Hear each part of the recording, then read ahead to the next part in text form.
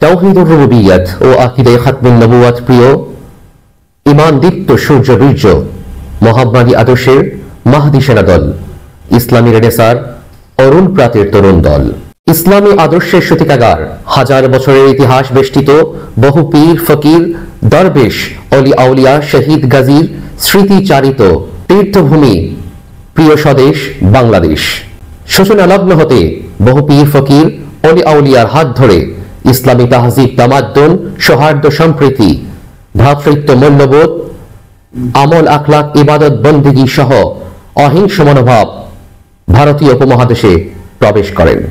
তার এই ধারাবাহিকতায় পথ ভোলা মানুষদেরকে পথ দেখানোর লক্ষ্যে সমাজে শান্তি, মুক্তি, সাম্য প্রতিষ্ঠা করার মানুষে বিশ্ব জাকের মঞ্জিল ও জাকের পার্টি প্রতিষ্ঠা করেন কালের দিকপাল রাহনুমায়ে শরিয়ত ও তরিকত, রাহনুমায়ে সিয়াসাত, জাকের পার্টির সুমহান প্রতিষ্ঠাতা যিনি বিশ্বব্যাপী সমাদৃত বিশ্ব অলি খাজা ফরিদপুরি কদ্দাসাল্লাহু সিরহুল আজিজ নামে।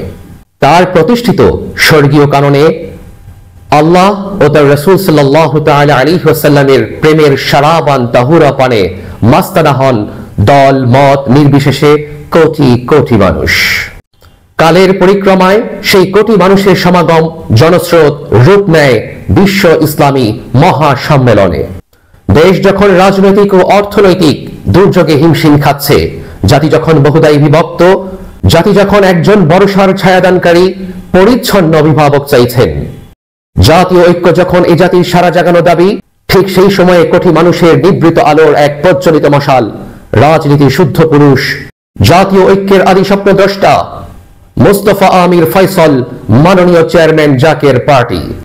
আগামী 8, 9, 10 ও 11 ফেব্রুয়ারি 2025 22 বিশ্ব জাকের মঞ্জিল সদরপুর ফরিদপুরে বিশ্ব ইসলামী মহাসম্মেলনে পরিশুদ্ধ মানুষ ও ভবিষ্যৎ বাংলাদেশ পুনর্গঠনের লক্ষ্যে দেশবাসীকে দলবদ্ধভাবে যোগদানের আহ্বান জানিয়েছে।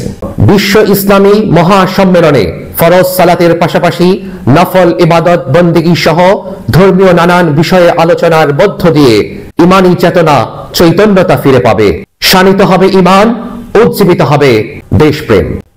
সর্বোপরি প্রিয় মাতৃভূমি বাংলাদেশের স্বাধীনতার সার্বভৌমত্ব ও বিশ্ব মুসলিমের শান্তি কামনায় বিশেষ মোনাজাতের মাধ্যমে সমাপ্তি হবে।